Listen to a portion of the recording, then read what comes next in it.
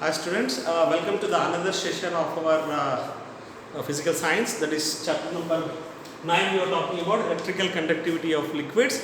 See, yesterday we were talking about the solid conductors and we were talking about the liquid conductors. Some liquid conductors we observe that lemon juice and vinegar and some normal drinking water, they are allowing the electric current to pass to them. They are acting like a very good conductors. And some liquids like distilled water and some distilled waters and coconut oil are not allowing the electric current to pass to them. They are called as pure electric conductors, or sorry, poor electric conductors or bad electric conductors. So if you take the liquid as a conductor, we were talking about drinking water,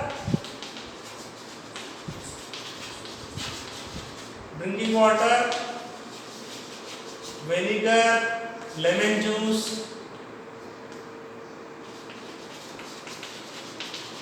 Okay. They are allowing the electric current to pass to them. Okay. They are the conductors. Okay. They are good conductors.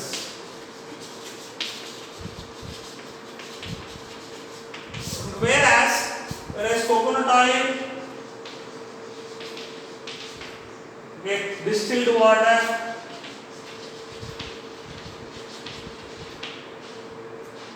milk, whereas here salt solution. All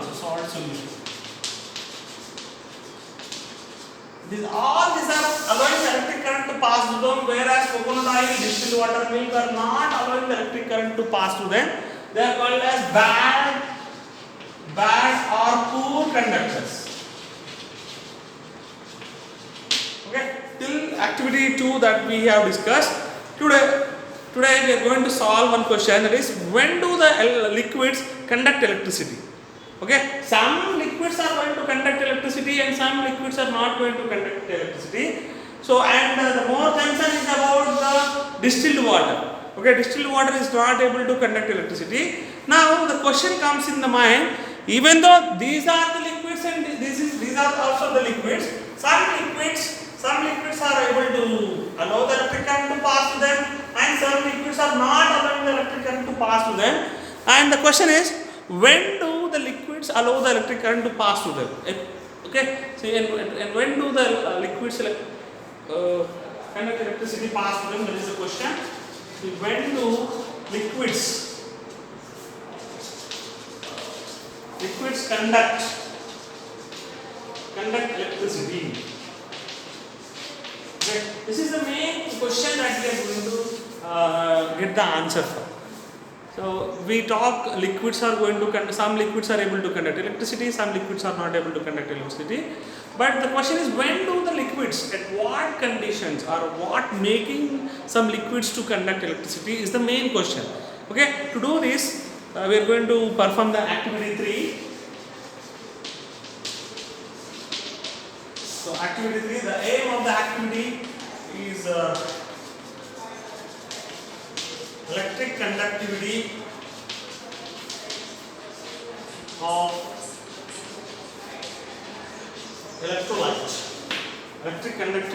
electrolyte. So take some amount of distilled water in 3 different containers. Okay, dissolve. So we will take, instead of 3 different containers, I am taking 4 different containers. This is one container. This is one more container. This is one more container. This is one more.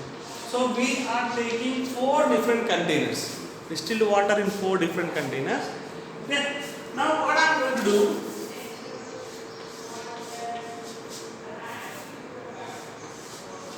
So these are the distilled water.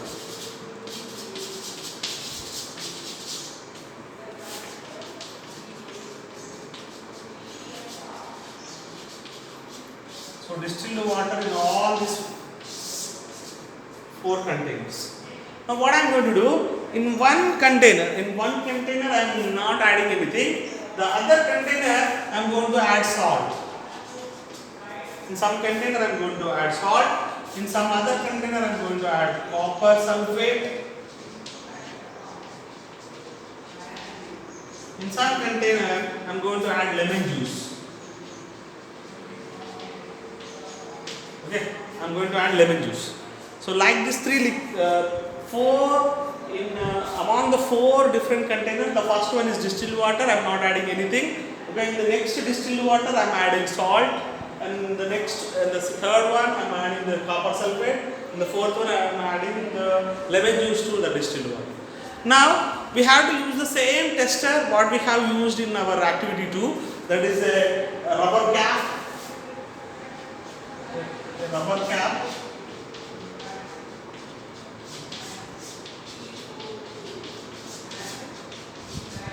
Okay, where we are inserting 2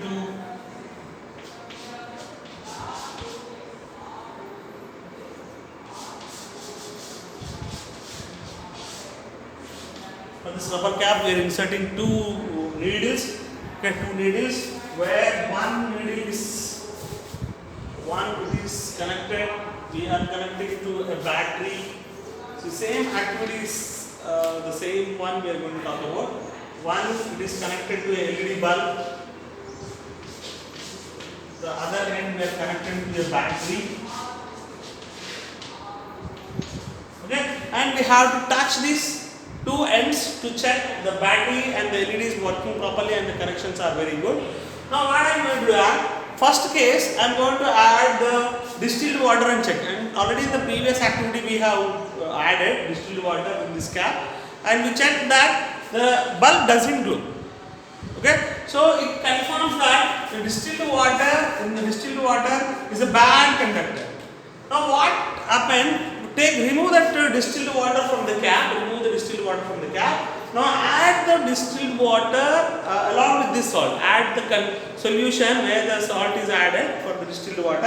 Add the salt solution to this distilled water in this cap. Now what do we observe? We notice that the bulb glows here. At this point, when we add this second one to this cap, we notice the bulb glows. So as the bulb glows, it is considered as good conductor. Now remove that, clean the cap and add this copper sulfate solution to this cap. Okay. In this case also, we notice that the bulb glows. So it is acting like a good conductor. Okay. So remove that and add the lemon juice to this. Okay. In this case also, we notice that the bulb glows. That means the pure form of distilled water which is free of all impurities, we cannot able to glow that. When we use that, the bulb is not glowing and it is not allowing the electric current to pass to that. But the same distilled water, if it is added with salt and if you add copper sulfate and if you add lemon juice, that is making unable to add to pass the electric current to pass through it. So that same distilled water, after adding these minerals, it is being converted into a good conductor. Okay, that's what we were talking about. See, so 3 different, dissolve a small quantity of salt in the first one, dissolve the copper sulfate in the second, and lemon juice in the third one respectively. Use the tester that we use in activity 2 and note your observation in the table. Okay, so we are writing the table. That is, first one, distilled water. Does the bulb glows? Yes or no? No. Bad conductor, as it is bad conductor. Now in the second case, distilled water with salt, will the bulb glows? Yes. Okay, it's a good conductor. Distilled water with copper sulfate, does the bulb glows? Yes, it's a good conductor. Now distilled water with lemon juice, does the bulb glows? Yes, it's a good conductor. So we observe that. See, from the above activity, what do you infer? Okay, distilled water does not allow the electric current to pass through it. What do we notice? That distilled water is not allowing the electric current to pass through it, whereas water in its pure distilled form is a bad conductor of electricity. Okay, water in the pure form or in distilled state or the distilled water is a bad conductor of electricity. It not allows the electric current to pass through that. Okay, whereas but the water containing the salt or the acid copper sulfate solution, it allows the pass to the electricity and turns it into the good conductor of the electricity. Okay, so whenever we are adding some salts and some acids, copper sulfate and lemon juice, when you are adding some lemon juice, some acids, the distilled water turns into a very good conductor. Okay, so the water that we get from the source such as taps, hand pumps, wells and the pond is not pure like distilled water. It contains some salts and minerals dissolved in it. Okay, in the previous activity 2, when we are using the distilled water added in this cap, we noticed that the bulb has begin to glow, or the bulb glows. Okay, so that confirms that the drinking water or the water which is obtained from the taps and bore wells and hand pumps and wells and ponds contain some minerals in it, some salts and minerals which enables the electric current to pass through it, and such that they are called as very good electric conductors. Okay, some of these minerals are useful for our health. Okay, the minerals whatever is being present in that liquids are useful for our health. This water is a good conductor of electricity. The water which is present in wells, rivers, ponds and hand pumps and bore wells, these all are very good electric conductors, and the minerals, because the presence of minerals and the minerals which are present in that are very much useful for our health.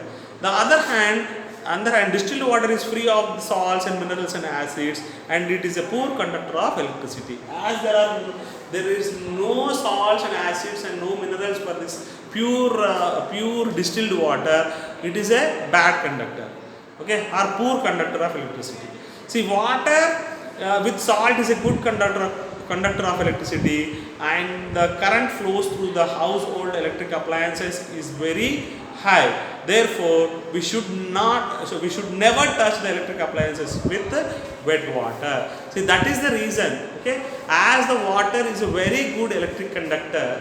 Okay, as water is a very good electric conductor, we should not touch the electric appliances with wet hands.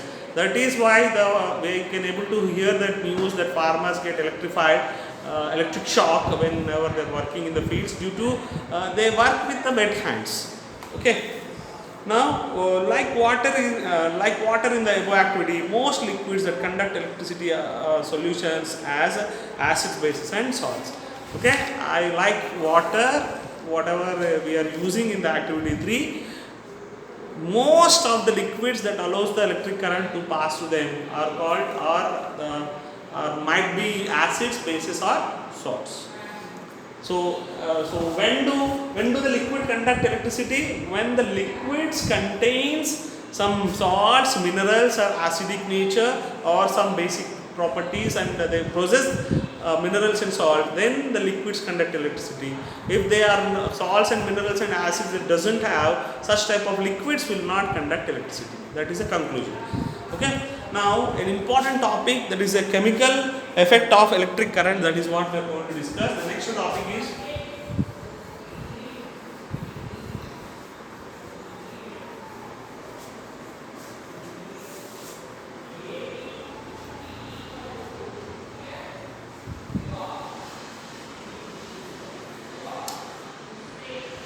next topic is the chemical effect of electric current.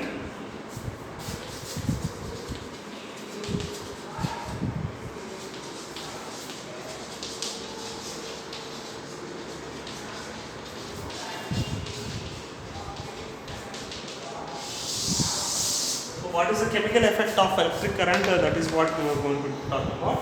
See, if the solutions of different salts and acids conduct electricity, what do vegetables and fruits do? Let us find out. Okay, what happening on the concern of vegetables and fruits, that is what. So let us try to find out as an activity 4 we were discussing about. So in the activity 4,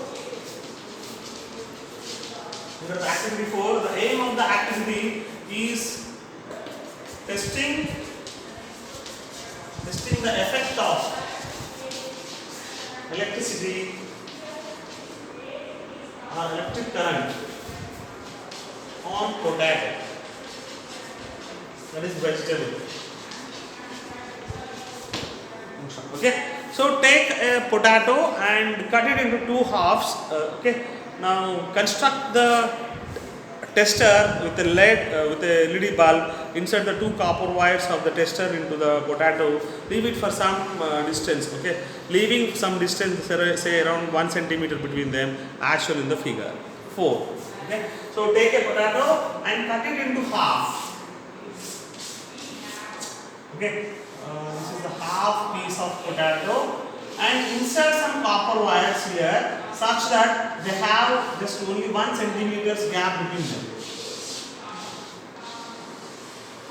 This is a half potato, and insert 2 copper wires in that and connect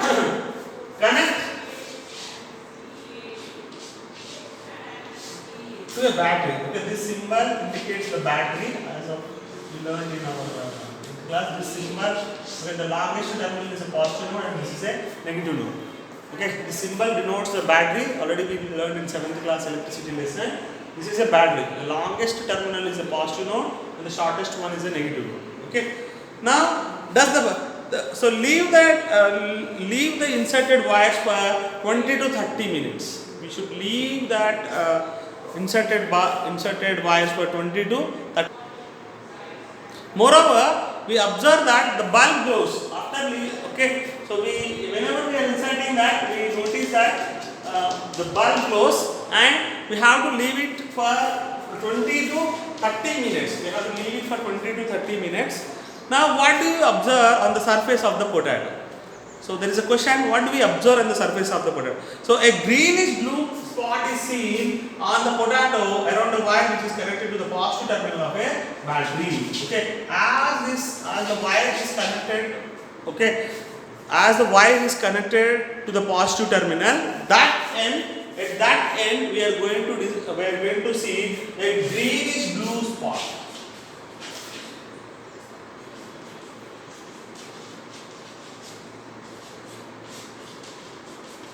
A greenish blue spot is observed on the.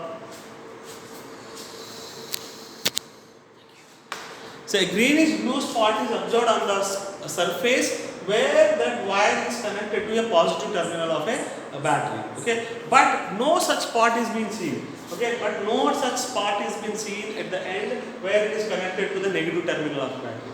Okay, for the battery, there will be no spot for the negative terminal. There is a bluish green spot on the positive terminal of a battery. Okay.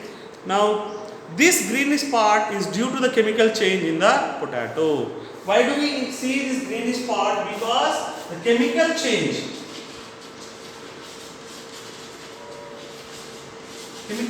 of potato.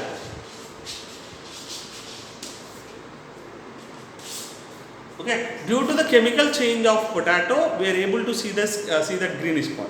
Now, what could be the reason behind this change? Okay, we say why is this happening? Because hence the electric current which is passing is having a chemical reaction. Okay, electric current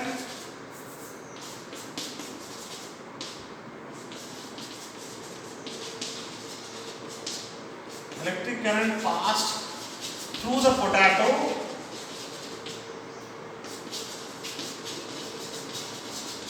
Potato executes some chemical change. Chemical change or reaction with the potato.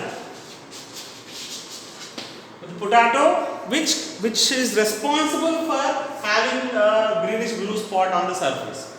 Okay. Now, will these other vegetables also show such effect? Is the question. Okay. Try to find out with the vegetables like carrot, beetroot, cucumber, radish, and brinjal, sweet potato, etc.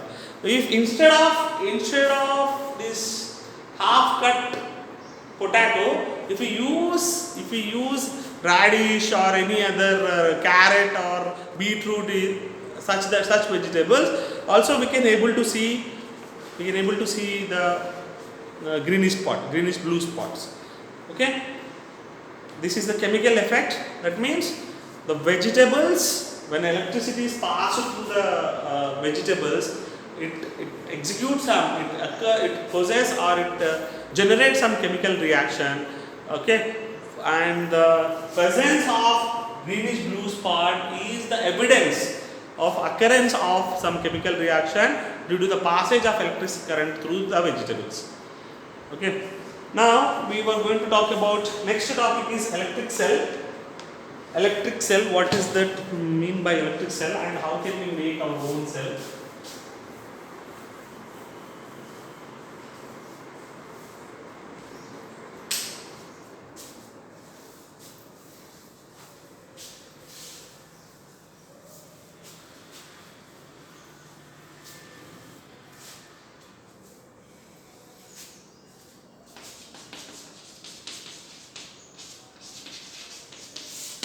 The next topic is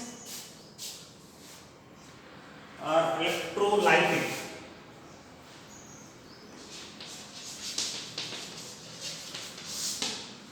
Electrolytic cell. Okay. See, the above activity, the battery we use is made up of dry cells. And in activity 5, we are going to, as an activity 5. We are going to make the aim of the activity 5 is making our own cell.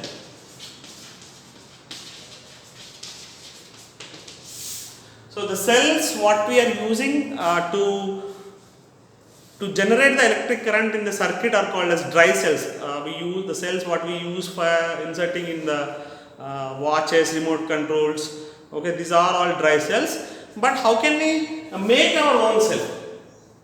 Okay, to do this we need 2 injection bottles. Okay, take 2 injection bottles.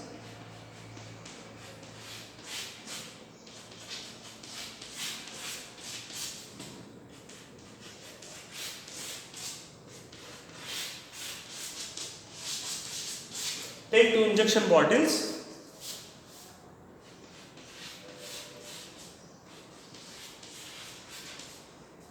Okay. Take 2 injection bottles and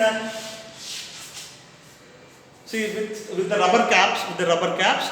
Now take the outer layer, the zinc strip from the dead battery. The zinc strip, the outer layer of the zinc sheet, make it a 2 cm wide and 5 cm long strip. The zinc strip from the, take 2 zinc strips. See, open the dry cell, dead dry cell. The outer container is made up of zinc. So take the 2 zinc strips which contain 2 cm wide and 5 cm long. This is wide and 5 cm long strips you take, and take same length 5 cm long length 2 copper wires you take. So we have to take the copper wires. This is zinc strips. So this zinc strip, where do we collect the zinc strips from? From the outer container of the dry shell. Dry shell, if it is dead, we have to remove that all chemicals and we have to make it as a sheet. The outer container of the shell, we have to make it as a sheet, and we have to cut it such that with 2 cm wide and 5 cm long. Okay. In the same way, 2 copper strips, copper wires. 2 copper wires we have to take, and the 2 edges of the copper wires we have to rub with 1 cm at the top and bottom of the copper wire with a sandpaper. Okay, we have to take a sandpaper and we have to rub 1 cm from at the top and 1 cm of the bottom of the copper wire. Now what we have to do, fill these 2 containers with sulfuric acid. Sulfuric acid is nothing but H2SO4. The chemical name of sulfuric acid is H2SO4. Fill these 2 bottles with sulfuric acid. Okay, we are filling this with the sulfuric acid. Now keep the rubber cap. Keep the rubber cap and close the bottles. Now immerse 1 copper wire. Insert 1 copper wire and a zinc strip. This is copper wire and the zinc strip. Zinc strip where they are firmly close to each other. They are very much close to each other, but they should not touch each other. In the same way, here also insert 1 copper such that it is immersing into the immersing into this sulfuric acid and insert a zinc strip here. Okay, concentrated sulfuric acid we can use, or diluted sulfuric acid we can use. Now join one zinc strip of one bottle to the copper wire of the another bottle. Okay, join zinc strip of one bottle to the copper wires of the another bottle. Now our electric cell is ready. Our cell is this is the setup of our cell. Now how do we check? How do we test it whether it is connected or not? Okay. Now take the connecting wires and connect the LED bulb. Connect the, if the bulb doesn't go, and reverse the bulb. Reverse the connection of the LED bulb. We notice that the bulb starts glowing. If it is not glowing, just revert the connection to avoid the confusion. Okay, so this is our own cell.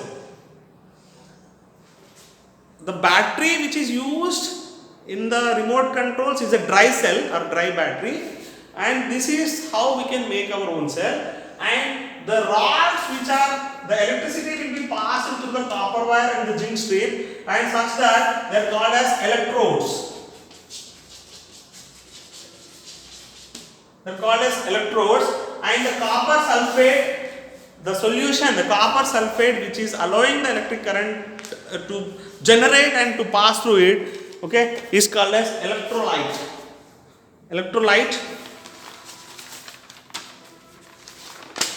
So this we call as electrolyte.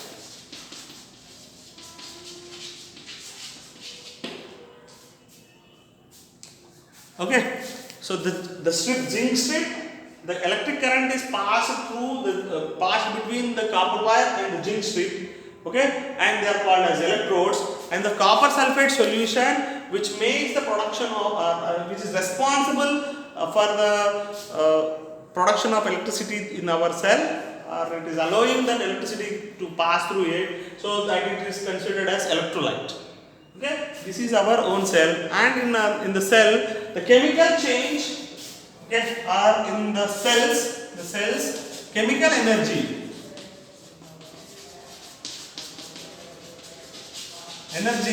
will be converted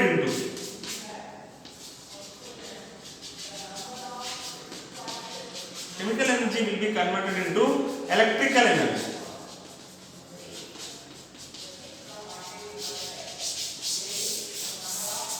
Okay, in the cells, chemical energy will be converted into electrical energy.